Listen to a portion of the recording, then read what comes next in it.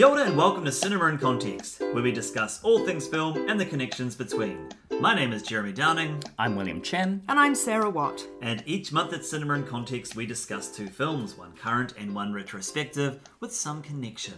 It could be the same director, the same actor, or a similar theme. However, what has become definitely a tradition in Cinema in Context's year, we are going to be doing our wrap-up of the year for our December episode. But, dear listeners, it has been a year.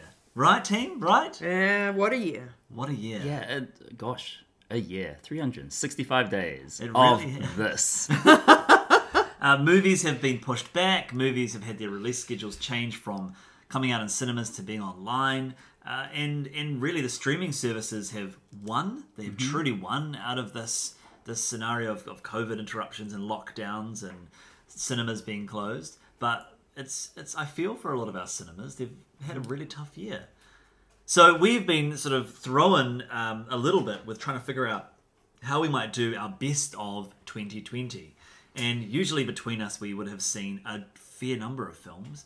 But, I mean, I've already said this before. I've only seen about 5 or 6 new movies. I don't know about the two of you. Have you seen much this year? Yeah. Yeah, I've seen many more, and I think that the fact that a lot of the film festivals were hybrid, the biggest plus, I think, is that we're in New Zealand, so therefore we did actually get to go to the cinema for certain things, didn't we? But also, we had hybrid film festivals that allowed us to watch things online, so I still feel like I've seen a lot of films, but just not all those big ones that we were expecting. That's right. And for me, I mean, yeah, we do get to go to the movies, but there's not much there, which is disappointing. I mean, I have one of my movies that I actually went to see is Sonic the Hedgehog, and that's what I remember. That's what I always remember 2020 being, Sonic the Hedgehog. Well, there you go. I think Tenet was probably the biggest film that came out this year, and we've talked about that in a previous episode. But apart from that, there hasn't been much at the actual theatre. Was Sonic this year? It was, yeah. Ah. Came out in, what, February? Right, so before Yeah. before lockdowns and things like that. Wow. So we have decided to change it up. And because we have had multiple lockdowns in Auckland, there has been a lot of opportunities to both watch films that are on streaming services, as well as go back and watch some classics. I know in my case, I had flatmates that hadn't seen certain films, and I hadn't seen certain films. We sort of would have a Friday night film watching session. We even watched Surf Nazis Must Die. Good Lord. The D-grade grindhouse film of the 1980s. That's the kind of vibes that we were having in our flat. I've been going to the actual theatres to watch repertory films like The Lost Boys and Little Shop of Horrors and Heat, and that's been good times. But again, that's not new releases. So what are we going to do, Jeremy? Well, funny you should ask that, Sarah. We have each written our top 5 highlights of the year onto little slips of paper. And the highlights don't have to have been films that have come out this year. What? I know, right? In fact, whilst we're called Cinema in Context, they don't even have to be films, cinema. We have also included or allowed the inclusion of television series. Good And from Lord. next year, we're going to call ourselves Audiovisual in Context. Yeah. Audiovisual in context and contemporaneously inclusion. And so we have got each of these 5 personal highlights of the year in a hat. So there's 15 options for us to pull from today. And we're going to choose it one at a time. We're each going to choose another person's highlight and read out the name of that film or that TV series. And if we're not aware of it, we're going to try and guess and make up a synopsis to what that means. Well, I'm going to be reviewing all of these, whether I've seen them or not, because that's how I roll. I have an opinion. Yeah, I have an opinion on the name, right? Yes, that's right. Yeah. And it's in the spirit of a YouTube clip from the 2013 Golden Globe ceremony with Kristen Wiig and Will Ferrell, where they try and come up with the synopsis of each of the films, having not seen them. So go out and have a look at that. In terms of spoilers, we're going to try and, in this case, we usually try and be spoiler-free for our end-of-year wrap-ups, just because there are a number of films that we wouldn't have all seen. But usually we talk spoilers, but that's our intention. And I think that's it in terms of process. Yeah. Anything else we want to share at this point? Let's just do it and see what happens. Yeah, it's a big hat. Great. Sarah, do you want to do the honours? You choose one of William or my... I would love to, Jeremy. Oh, that's mine. Hang on. We've written our initials on the outsides. Okay, I have one here that says WC. Ooh, but that's I me. hope that it's not in the toilet. Oh. All right. So this is I think a film called Green Eggs and Ham. So Green Eggs and Ham is basically a cooking show. And it's about a chef played by Jon Favreau. Kind of that guy loves playing chef. To Chef. And he decides that he's going to open a restaurant, but he has to do something exciting with the food. And so he colors the eggs green. It's kind of a terrific film. I think we could say this film is terrific. This is one of the most terrific films to have come out this year. I believe it was written by a guy called Dr. Sears. Other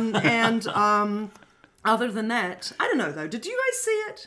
I didn't see it. I really liked it. I really liked it. Yeah. Tell us about it. It was William. terrific in that elicited terror. Yeah, Green Eggs and Ham is a Netflix show. It's a really, really big Netflix show. I don't know. I keep trying to recommend this to people. I don't know if you guys have seen it. It's basically an animated show based on the book, and it is one of our first attempts at long form Seuss, which sounds it's like self-sabotage. Why would you do that? So it's exec produced and created by a guy called Jared Stern, who'd done a lot of writing work on comedies, The Internship, which isn't very good, Lego Batman, which I loved. And it's produced by, I guess, 2020's hated figure of the day, Ellen DeGeneres. Oh. And so she was the one of the main creative forces pushing that film, or the series forward. It has some names. It has, in starring roles, Michael Douglas, Keegan-Michael Key, Adam Devine, Diane Keaton, Eddie Izzard, Jeffrey Wright, Gillian Bell, David Diggs, Ilana Glazer, John Turturro, to name the least. I mean, it's packed with stars. The skies are dark for all the stars were in Green Eggs and Ham.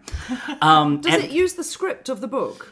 It does, but very, very liberally. So it's not just it's clearly not an animated adaptation of the book. Well, it is. Oh. But it's much more, it uses the book more like guidelines. Right. So it is 11 episodes of 20-minute, Good episodes, Lord. which is a lot of Seuss from a book that's, pretty Really brief. small, yeah. And they turned it into a road trip movie, and it's beautifully animated. I think it's one of the most expensive animated programs of all time.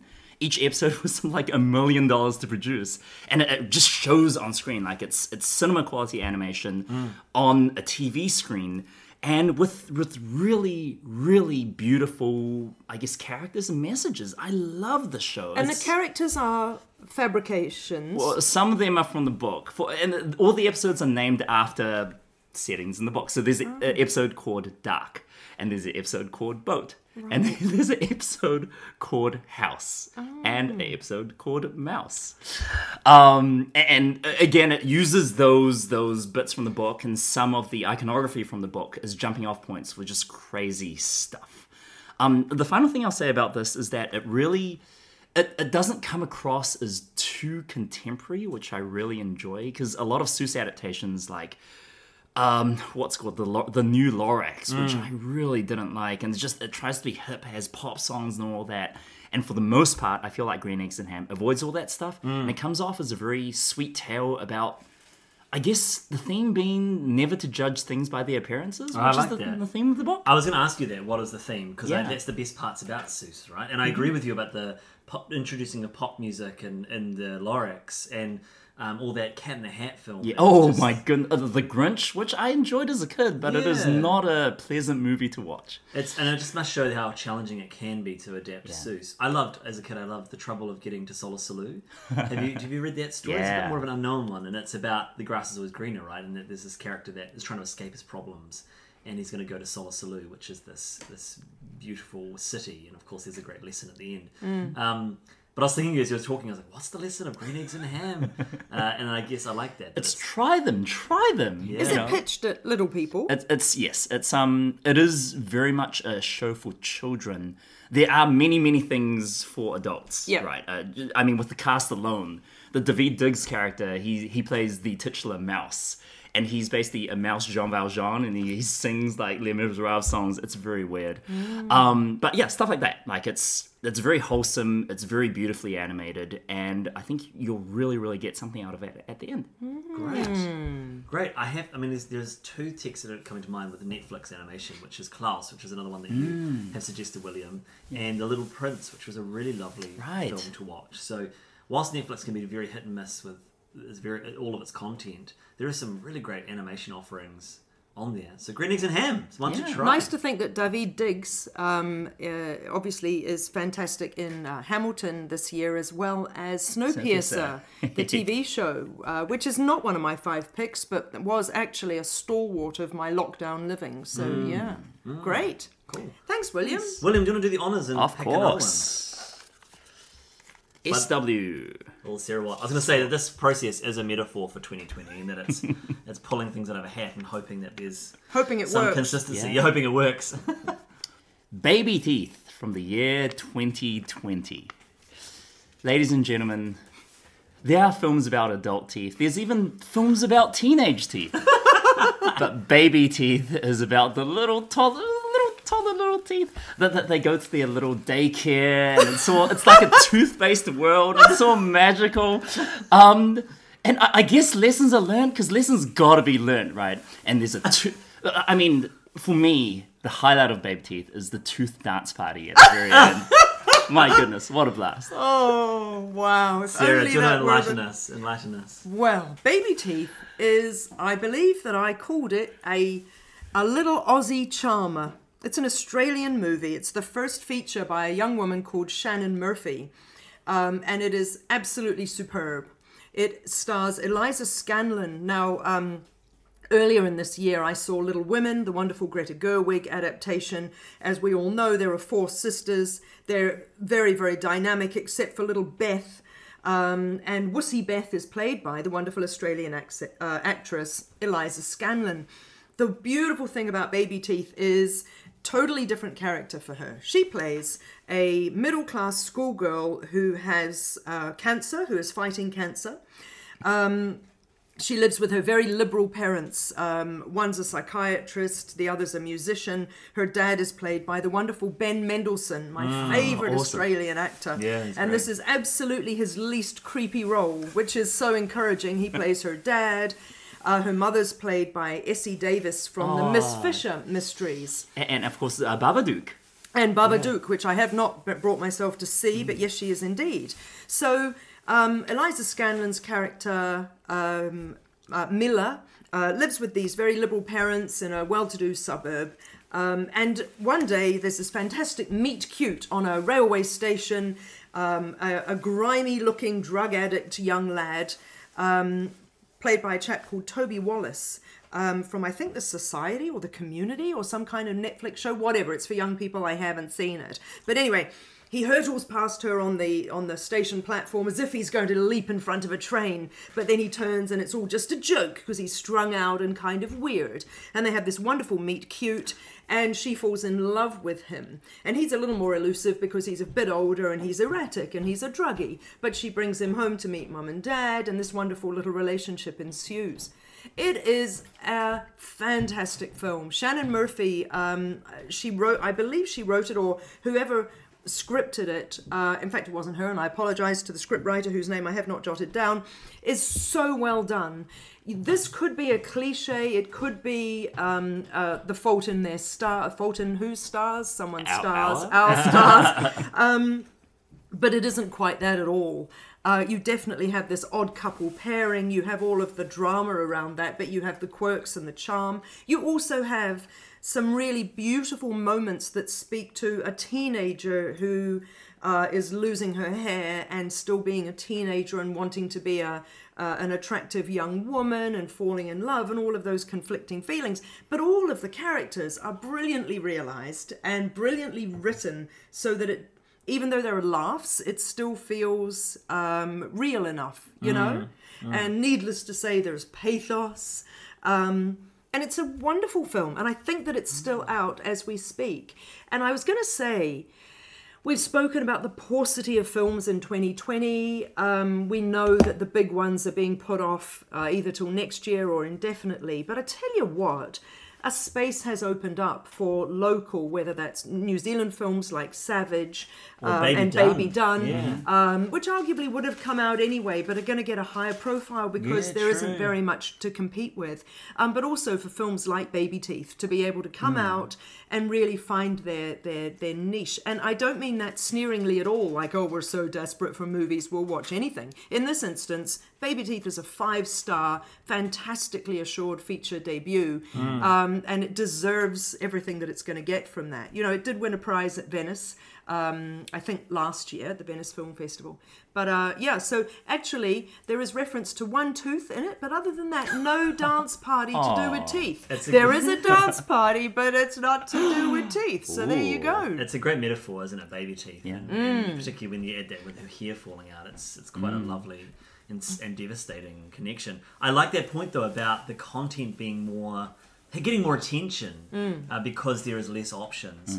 I was talking to William earlier. We're talking about Mary Poppins, the show, the big musical that I did earlier in the year, and that we were the biggest show in the world because we were one of the only few things happening in the world. Sure. And the excitement and the enthusiasm that our audiences had for the show far surpassed what would usually, in my experience, be attributed to it because they were so keen to see something that was uplifting. Yeah. And the same with Baby Done. Like, when I saw Baby Done and at the cinema. The Rose Matafeo comedy, New Zealand comedy. Lewis. It was fine. Great casting, great pacing, great direction. Story was okay.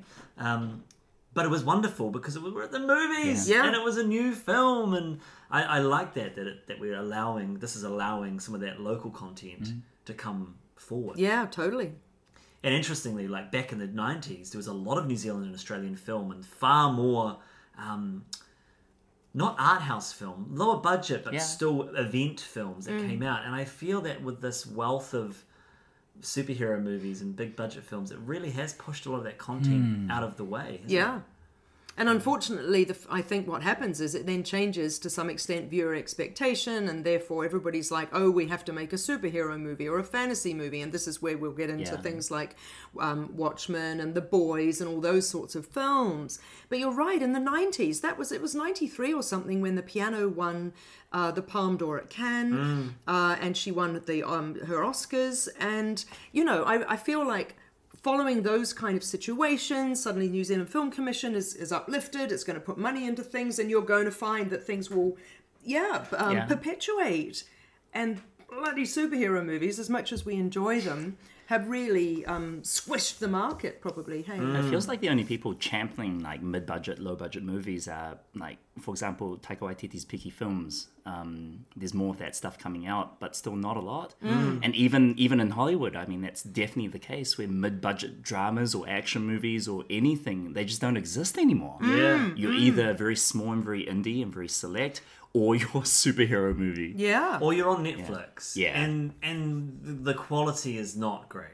There seems to be a lack of the same pressures that help craft a film to be a bit more entertaining. You know, we've talked a lot about the ending of Netflix films falling off. Yeah. And, you know, that seems to be okay with the algorithm. The films that are coming out at the moment, and I say this from my reviewing capacity, are all of a sudden I'm seeing Czech films and Polish films and British films, and certainly there's an air that has opened up there, but that either that's all that's available and they're from last year or the year before, and now's the moment and we're desperate for something on the slate. Good films, I should say. So, you know, I think there's always a silver lining with this whole COVID situation. Yeah. Right. Anyway. I'm going to choose one, and it's a William Chen. Oh. All right, here we go. This film, I believe, is called One Cut of the Dead. It's a story set in a butchery. The butchers that is going out of business. It's a family business. It's been in the family for years. And in a moment of desperation, the head butcher decides to take a dead body off a passing group of desperate-looking, let's say, criminals who need to, like, can you look after this body for me for a second? And so he says yes, and they start to realise that, well, in the true Sweeney Todd fashion, they could take a small cut from that dead and sell it to the patrons. And is Will Ferrell good in that film? Yes, he's wonderful. He plays the butcher. He plays amazing. And it's one of his, what can't he do? I mean, there's an enthusiasm about his role, but he's playing relatively straight as like Jim Carrey styles in, say, Eternal Sunshine of the Spotless Mind or The Majestic. But yeah, and it's really about the moral dilemma of their business really starts to take off again. But and also the local crime body realizes they can get rid of bodies, but they're feeding the public dead people. Incredible. I want to see this movie. Also, I mean, it's very, very much in the vein of Delicatessen. Right. Jean Pergenet. Okay, Yeah. well, let's enlighten us about what it's really about. Okay, One Cut of the Dead is my film of the year. I love this movie. It came out in 2017. It's a Japanese movie. The Japanese name is Kamera o Tomeru na, or Don't Stop the Camera. It's a film by Shinichiro Ueda, he's not a first-time director, he's done some TV stuff. It still holds the Japanese record for having the most profit margin, the biggest profit margin of any film. It was made for about US $25,000. Wow. And to date, since it's been released on Shudder and other streaming platforms, has made over $30 million, which is a 1,000-fold profit. So $25,000 budget up to 30 million. 30 million. Wow. Which is nuts. It also has 100% Rotten Tomatoes meter rating. Lord. It's very, very, very good. I think I told you guys when I first watched it, like, you should both watch it because I think you'll really enjoy it. Can you give us, without ruining anything? It is very much a movie you should go in fresh, but generally... Okay, so the synopsis is there's a very low-budget film about zombies being made at this abandoned chemical plant. Right, this Japanese company, they've been told by the TV station, all right, so we have this new strategy, right? You're going to make a one-shot zombie movie. So no cuts, single take. It's going to be amazing, and it's going to be live streamed, and that's how we're going to get the people, watching our show. And the director's kind of reluctant, but okay, he goes along with it. And while they're filming... Can I just say, and what a great premise. I know, it's incredible. Why doesn't everybody just do that? But you would make so much money. You would have so many people watching this. What could possibly go wrong? What could possibly go wrong, Sarah? Well, what if a real zombie apocalypse happens while they're filming the zombie movie? And so it's a movie about like what filmmakers do under extreme circumstances. And the director, of course, thinks, well, I'm just gonna keep the camera rolling. That's what it says in the title. Is the film a one-shot? The film is a one-shot. Right. It is obviously a lower budget one-shot, but reading the behind-the-scenes stuff, like, it is not patched together from other shots. Yeah, it's pretty incredible. The choreography must be amazing. The choreography is nuts. It's also, and why I think you guys will like it, it's set up like a 3-act play as well. So there's a real theatrical structure to it. And so much of what happens in Act 1 pays off beautifully in Act 3. It is a horror comedy. It's really bloody. It's very funny. It's very charming and strangely life-affirming. I can't say too many good things about this film. It's on Shudder streaming. Please watch it. That's One Cut of the Dead from 2017. Great. Sweet. And I like that because our first episode of this year was our 1917 and Birdman comparison. Our, 2 one-shot films. Well, Yeah, one shot that's in, right. in parentheses because there's some patching and also there were some cuts in 1917. Ostensibly one shot. Ostensibly one shot. But what a lovely bookending of our podcast as well. It's like a much, much, much lower budget version of 1917. But with just as much death. Have you seen all of George Romero's Night of the Living Dead series? No. Let's see. I actually haven't seen Dawn. Dawn of the Dead. Yeah, it's his best, right? I've seen Day and I've seen Night of the Living Dead. I've seen Land of the Dead, which is not very good. But have you seen the one after that? Which is not very good either, but it's... Is it Diary of the Dead? Oh, yeah. Where it's like found footage? Yeah. I like the idea of it. And maybe there's another one as well where they end up on an island, or maybe I'm confusing the two. Okay. Island of the Dead. Oh, yeah. He tries to push the genre as much as he can. And it definitely doesn't work in the last 3 films as well as the first 3 films. Even Day of the Dead's getting a little bit patchy. Yeah. But my gosh, he invented that genre, and then he really tried to push it to its limits right till the end of his life. And of course now he's come back as a reanimated... No, sorry. All respects. Right, Sarah, do you want to give us another option? I do. Oh, JD. All right. Well, I have absolutely no idea what this one's about. It's called Watchmen. It's a TV series, allegedly came out last year. So basically, it's a pretty dry sort of... It's pretty much a documentary series about a family of watchmakers. And it's set in the Czech Republic. And it traverses many decades. It starts in like 1753, and then it carries on. And I think what's interesting about Watchmen is, I mean, there's very little script, very little dialogue, absolutely no special effects. It's black and white. A lot of archive footage from 1753. And, From 1753? That's right. Extraordinary in that regard, but really...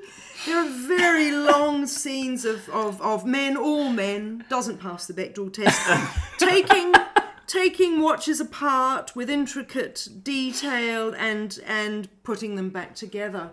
It's very niche. It's not for everyone. But that was Watchmen. Wonderful.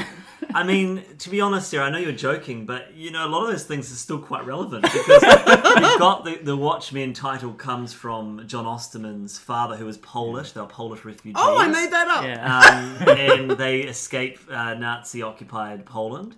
And then the black and white content is a big part of the series. Yep. And it Traverses. goes over a number of different decades and time spans. So. Whilst there was all jokes involved, it's actually even some more. But it does have strong female characters. It does. So Watchmen is the 2019 HBO 9-episode television series that is helmed by Damon Lindelof of Lost and The Leftovers fame. It is a sequel, in some sense, of the 1986 graphic novel by Dave Gibbons and... Alan Moore, which is a commentary on superhero genres at large and people being disenfranchised with ideas of heroism, which I have to say the best adaptation of the original Watchmen text is The Incredibles by Pixar, in my opinion, because it is the same themes but told brilliantly. But yeah, this TV series picks up 35 years after that text, and whilst the original was looking at the socio-political times and frustrations with the American Vietnam War and the disillusionment of the American dream, this new series takes head on the police brutality, race in America, and particularly highlights the events of Tulsa in 1921, I believe, 1921 or 1929. But the quote-unquote Black Wall Street, where an affluent African-American community was destroyed by white supremacists. I guess. Yeah, and so that opening of the series is the first time that's been depicted on film, and was sent a lot of people to Wikipedia, myself included, whether that was true or whether it had been fabricated for the series, and shock horror, had no idea. As many other white people watching that show, there's been a lot of conversations about that afterwards, where African Americans are like, yeah, we know about this. This is part of our shared history that our families talk with us about, and it's not talked about in mainstream media. Where does the series fit with regard to Zack Snyder's movie? So Zack Snyder's movie is a pretty much shot-by-shot recreation of the comic book, except they changed the ending. And so and this is a big spoiler for Watchmen, so if you haven't seen Watchmen, maybe skip over 30 seconds. In the Watchmen comic, one of the characters gets a team together to clone and create a giant psychic squid that is dropped on New York City. And that's what happens in the movie. That's what happens in the book. And the TV series pulls from that. In the movie, Dr. Manhattan, the blue godlike character, he is the one that's convinced to obliterate millions of people in New York City. So the ending is different, and it's quite a significant difference because the TV series pulls so heavily from the octopus squid plotline. But does the movie happen after the TV series, is what I mean? I don't mean was it made, I mean...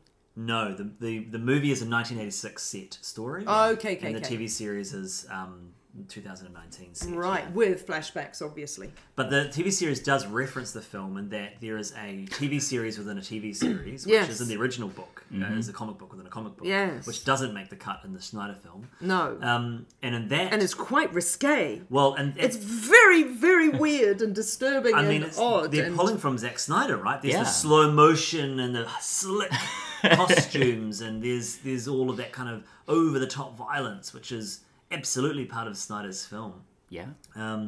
But yeah, look, I mean, I loved Watchmen. I started watching it in Las Vegas last year when I was in the States.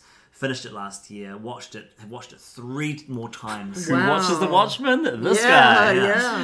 And the richness, the layers, the foreshadowing, the payoffs are incredibly satisfying. You saw it, didn't you? Yeah, I yeah. watched it as well. So unusually, we have all seen this. Yeah. This is true. Amazing. Yeah, and we've had this conversation before, Jeremy, off the air.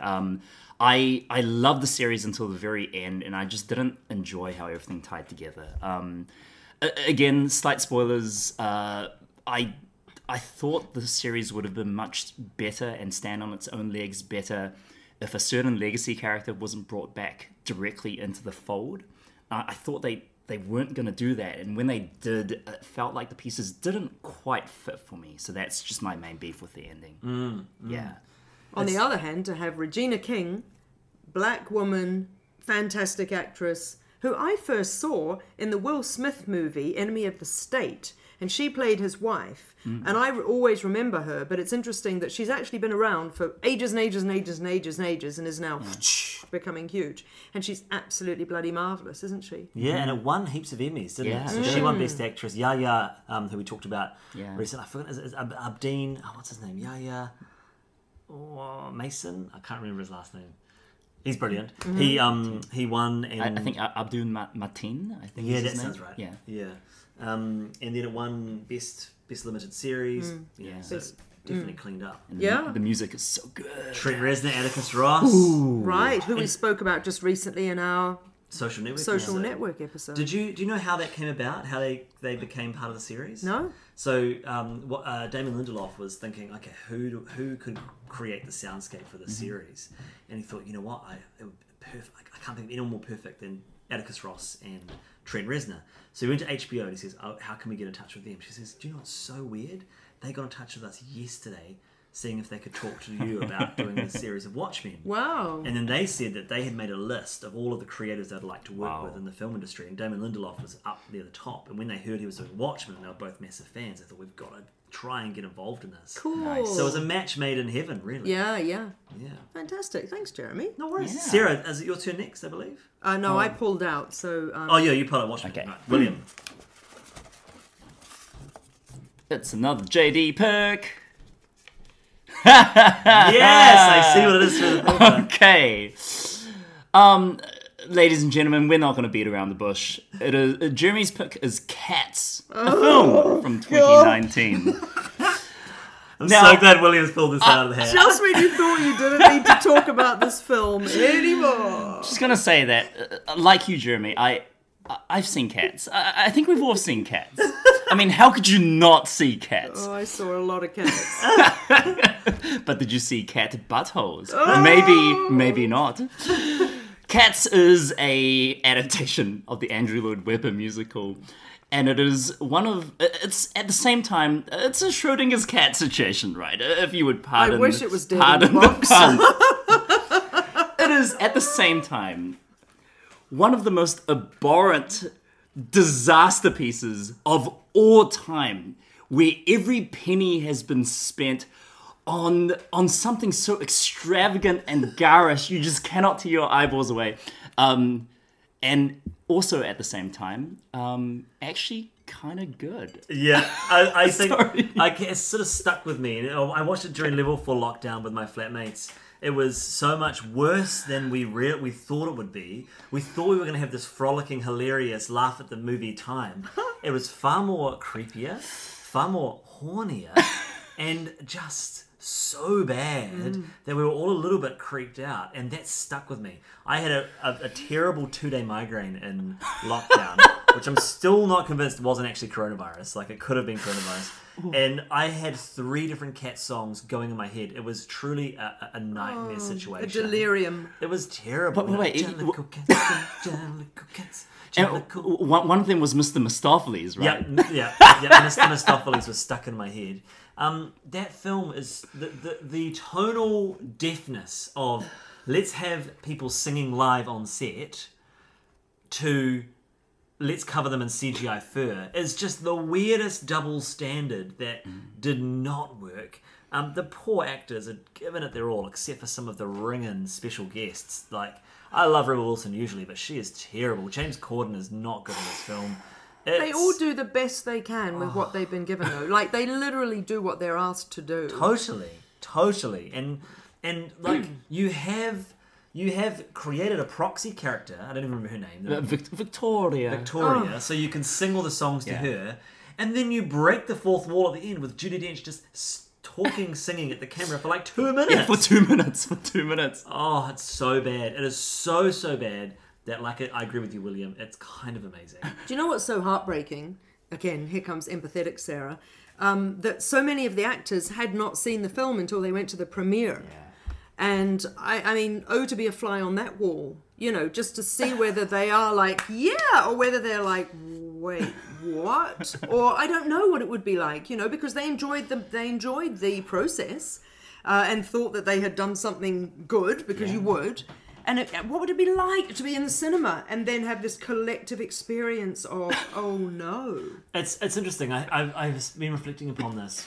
You know, I do a lot of, as we know, shows, musicals, and I've had family members come to my shows and say, that was the greatest thing I've seen you in. And then the next show, that's the worst show I've ever seen you in. And it's like, as an actor, I am giving it my all in every show. I'm having a blast. Yes. Like, I'm making really good connections. Sometimes you're not having a blast and you make a great show. So the reasons why I do a show, whilst we're always trying to put on the best show, we don't actually get to experience it. So it's You'll never see what it was like. You know, That's it's like, right. and even with a film, I think you want to make the best film you can, but it's so out of your control. You're like, oh, well, at least I did my best. And Yes. that's all you can really hope for. Yeah. It's just so humorless. Like, if you lose the humor of cats, you have you're nothing. Dead. You have awe of the, as you say, Jeremy, just disturbing scenes.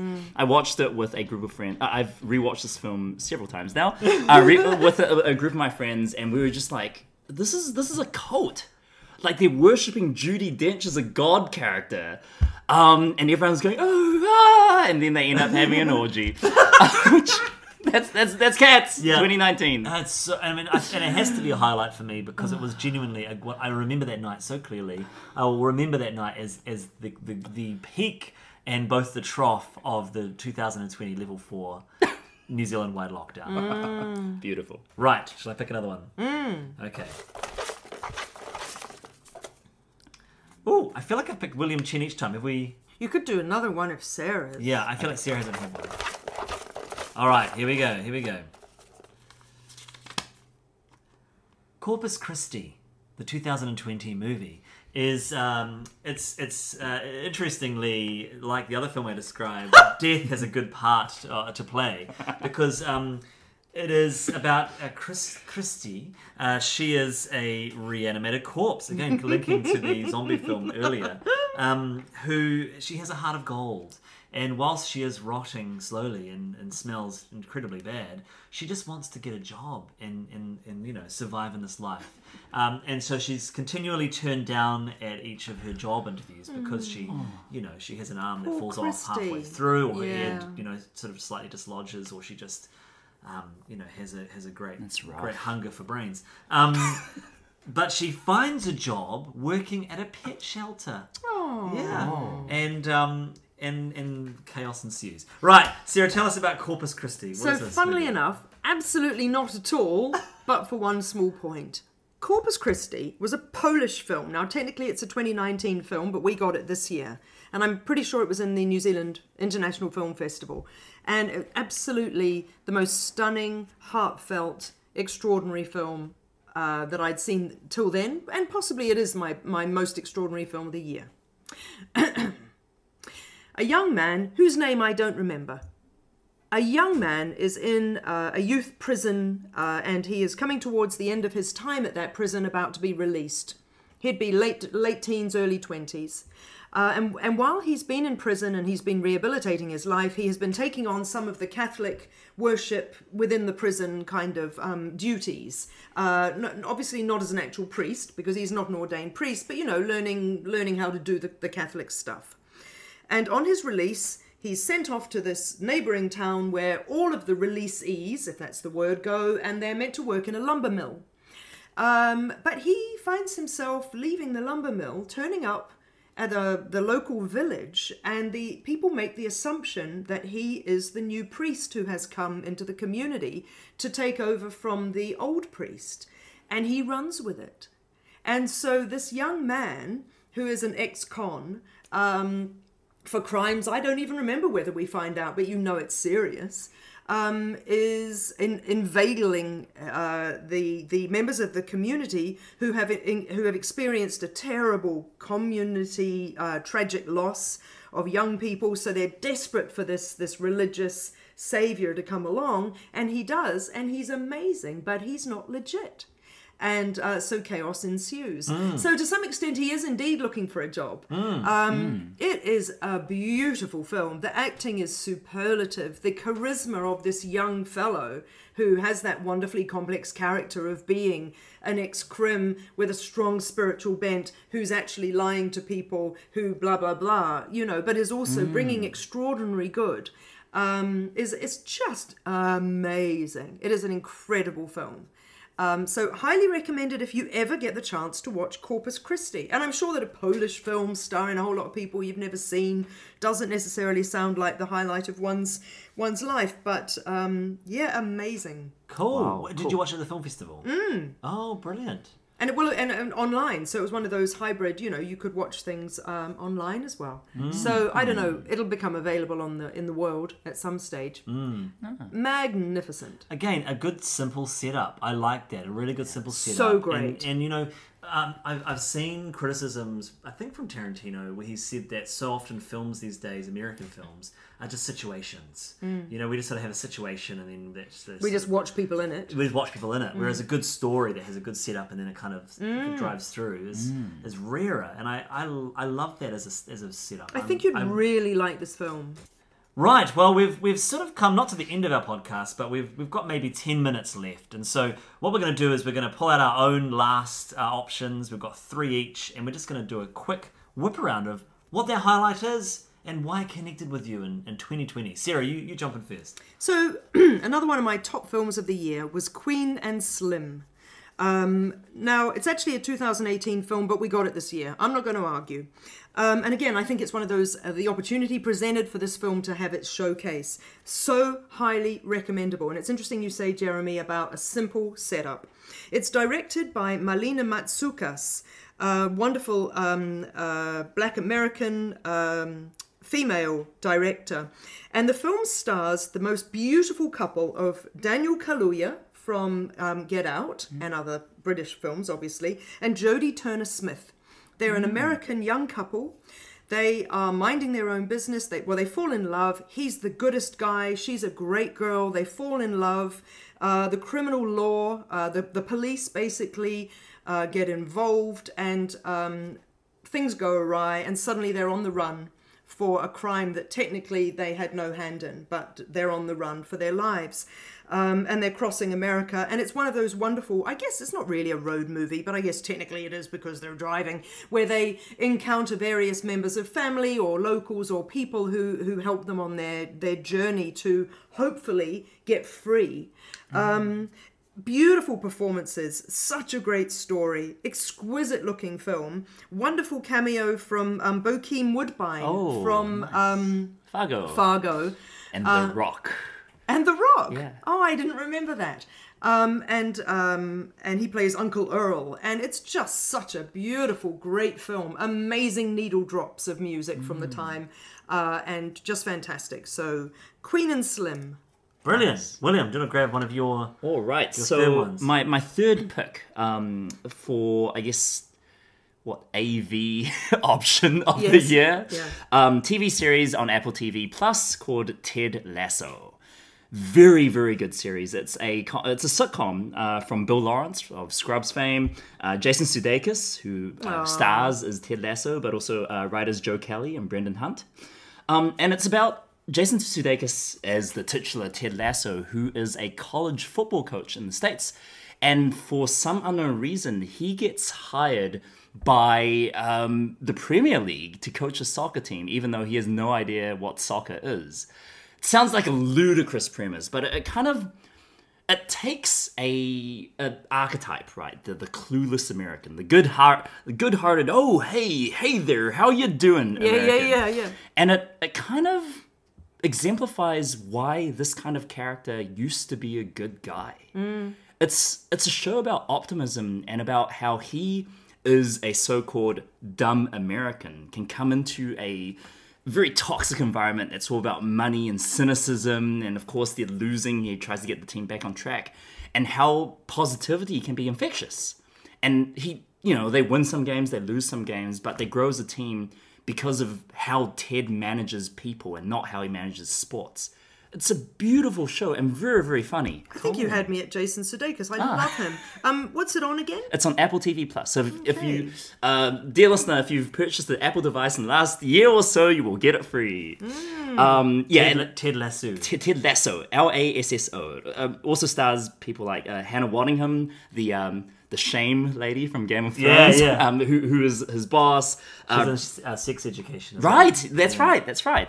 And just a wonderful mix of, I guess, American sitcom, Britcom, sports, like underdog sports dramas, and also workplace comedies, all in one, 30 minutes a pop. Just a great series. Fantastic. Ted Lasso. Brilliant. One of mine is Schitt's Creek, the TV series, Canadian TV series by Eugene and Dan Levy, father and son duo. Eugene Levy you may know from American Pie, but I have a much stronger connection with him and Catherine O'Hara, who plays his on-screen wife in the TV series, from the Christopher Guest films, like Waiting for Guffman, Best in Show, A Mighty Wind, and For Your Consideration. God Loves a Terrier. God Loves a Terrier! And The Kiss at the Edge of the Rainbow, or End of the Rainbow, Mighty Wind. And I was watching this TV series before it was on Netflix because of those two. And I love everything they do. And so I've been a big fan of Schitt's Creek for a long time. And then when it got on Netflix around season 3, it just exploded in popularity. But it truly exponentially exploded in the last year whilst they were making, or even after they'd made, the 6th and final season. So it's a show that's become a massive phenomenon after the fact, which is quite lovely. Last year I was... A bit like Mozart. No, not quite. The first 4 seasons are spectacular. The 5th season, which happened last year, I was not impressed with at all. I feel it really lost its way. And so I was a little bit not feeling this latest season. But I'm glad that I did, because they really do bring it home. And one of the things I always admire from Schitt's Creek is that they follow certain sitcom rules. There's always the setup and the problems, and there's the tensions, but they also subvert them. And so where there might be a secret that you're thinking, oh gosh, this is a secret that's going to cause the drama, and they're going to resolve it by the end of the episode, sometimes they just tell each other the secret, and then the drama's actually found somewhere else, which as a viewer is quite lovely. So Schitt's Creek, if you haven't jumped in already, give it a shot. I think people suggest you need to sort of let it sit with you if you don't connect with it straight away, because it takes a while, like these shows, to get to know the characters. Nice. So there you go. 2020 Schitt's Creek. Sarah, what's one of your next ones? This film I saw this year. I believe it came out this year. It's a really small, independent art house American film called The Surrogate. Oh my goodness, what an amazing film. there's nobody in it that I've seen before or that I can remember that I've seen before. It's not that kind of film. There's a young woman and her best friend who is gay and his husband want to have a baby. And she offers to be the surrogate for their child. Is it Kristen Wiig? No. No, who's the actress? The actress, thanks for asking, because I actually have this written down. The actress is Jasmine Batchelor. Okay. She's African American. And I'm afraid I haven't got it on me to say what else she might be known from. It felt to me really fresh, really like watching people who were real people living in, I think, New York. She's a graphic designer, if I remember rightly. But the beautiful thing around it is the unpredictability of the scenario. And I really don't want to give too much away. I highly recommend this film.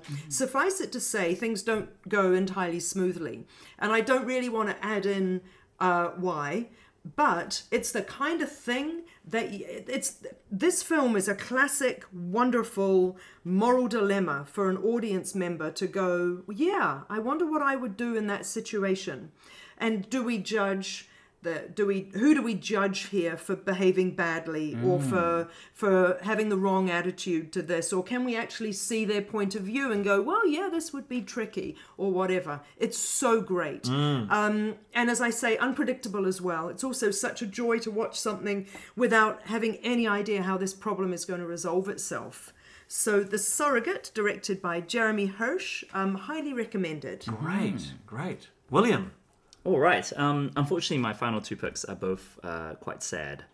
They're not happy picks, but I love them anyway. Do you want to share both of them? I'll share both of them back to back. Okay, so they're both Netflix shows. They're both animated Netflix shows. Very, very different animated Netflix shows. The first one is The Midnight Gospel. So this is one that came out earlier in 2020. It's created by Duncan Trussell, and it's based on snippets of his podcast. The Duncan Trussell, I think it's called Happy Hour, where he basically talks to a variety of guests about matters like big matters, whether they are good drugs and bad drugs, talking about meditation, reincarnation, the American death industry, and they're really, really interesting conversations. Now, he's collaborating with Pendleton Ward, the creator of Adventure Time, and also a lot of the Adventure Time art people like Jesse Moynihan's, and created a psychedelic world where his character he's a space caster called Clancy, this kid, and he goes through this biological, and this is going to sound crazy talk, but a biological multiverse simulator where he ends up going to different versions of the planet Earth to interview people for a space cast. And that's the overall bookends and the notion of the whole show. The show is really weird. It's really uncomfortable at times because the conversations go to some dark places. The animation is also going to some dark places as well. It gets very gruesome or just discomforting. A lot of it is about existential dread. But at the end of almost every single one of these half-hour episodes, I would always either learn something or really feel something about life, you guys. About the human condition. About the human condition. That's right. And I just gotta... Because I know it's kind of a hard show to get into. I have friends who have recommended it, and they've watched the first episode and gone, no, that's not for me. If that is you, dear listener, please, I guess just try out the final episode of the season, episode 8, which is, it just made me cry. Like, I finished watching the show and I started crying. It's again, spoilers, but it's a conversation between Duncan and his mother, who's dying of cancer. And it was recorded from when she was still alive. And they animate the whole thing in his character, and she has a character as well. And it plays out as this cosmic conversation about the meaning of life. It's incredible stuff. Just so powerful. Netflix? It's on Netflix. Right. Yeah. What's the name of it again? It's called The Midnight Gospel. Nice. Yeah, so if you want to try it out, the best episode is the last episode, but it's also one that I just find one of the most powerful things I've seen all year. Thanks. And the final thing is, of course, and I know Sarah, you tried out an episode and it wasn't really to your liking. It's BoJack Horseman. BoJack Horseman's I know it's popular. This is just me. Don't worry about it. Oh my goodness. Sarah, when you told me the episode that you watched, I was like, no, that's such a bad jumping off point. But anyway. My sister recommended, somebody had said to her about BoJack Horseman and the improv episode. And my sister knows that I used to do improv and that it's sneery about improv. And therefore she was like, you should watch this. Oh dear. Anyway, again, BoJack Horseman, original Netflix animated show. I guess it's one paragraph plot is that BoJack Horseman used to be he's a guy with a horse head, right? This is a world where there's you mean animal. He's part horse, part man. Maybe, Sarah, maybe. This is a world where animal people and people coexist. It is a Hollywood satire where BoJack Horseman used to be a big sitcom star back in the 90s. And then it was like a Full House kind of sitcom where everything was resulted in happy hugs and stuff at the end. And now he's a washed up celebrity trying to make it big in Hollywood, trying to get his fame back. It's about that. It's a Hollywood satire, but it's also about basically everything else. It's a show about depression and how difficult it is to overcome depression.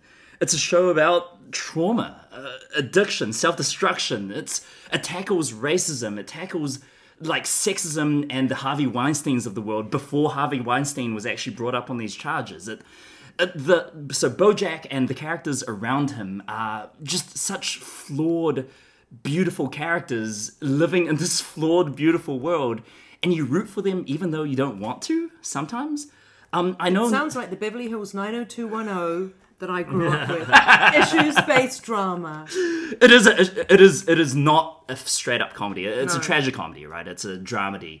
I would say it's probably the best, and this is kind of high praise, but I think it's the best animated sitcom probably, if not of all time, but if not, then probably one of the top 5.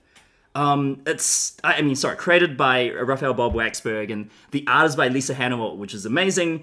I'll just say that Netflix, for its final season, advertised the show as the following. So, Soprano, Draper, White, Horseman. And I think it's very, very apt, because it is about male anti-heroes and why we idolize them and why they should be forgiven or not. Wow. Yeah, so that is BoJack Horseman. Great. Well, team, my last two are quite straightforward. So, Lord of the Rings, The Fellowship of the Ring, which of course is a 19-year-old film now. Watched it with a flatmate who'd never seen it before, and it was the first time I'd seen the theatrical cut, and probably since it was at the cinema. Low-budget art house film. Yeah, low-budget art house film.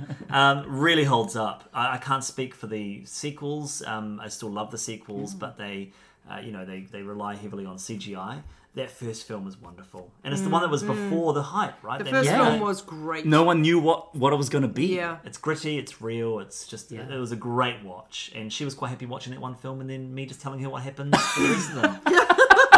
And the other one was Hamilton, the Disney Plus produced, distributed documentary about the small town, the city south of Auckland. Live film version of the stage musical from 2016. Watched it again last night with my family, and it really is the highlight of the year for me. It had me in tears. I absolutely loved it.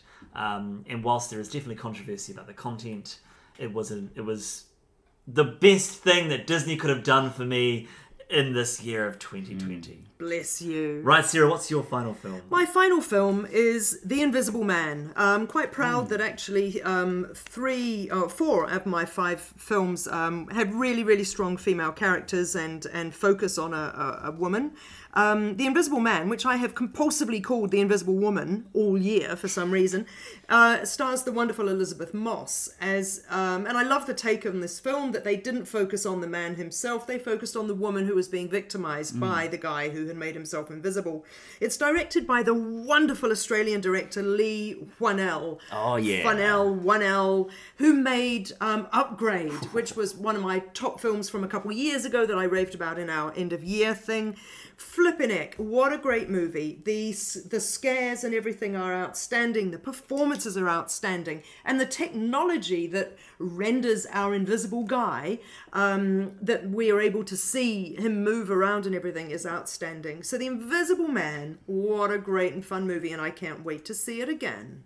Brilliant. Well, thank you for listening to another episode of Cinema in Context. If you enjoyed our podcast, then please share it with your film-loving friends. You can listen to Cinema in Context through SoundCloud or Spotify, Apple Podcasts, Stitcher, Radio Public, and Amazon Music. You can follow us on Facebook, Twitter, YouTube, Instagram.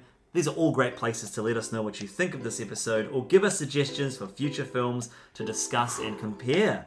Look out for our next episode in a month's time, which will be the new year. Oh my gosh, that's 2020!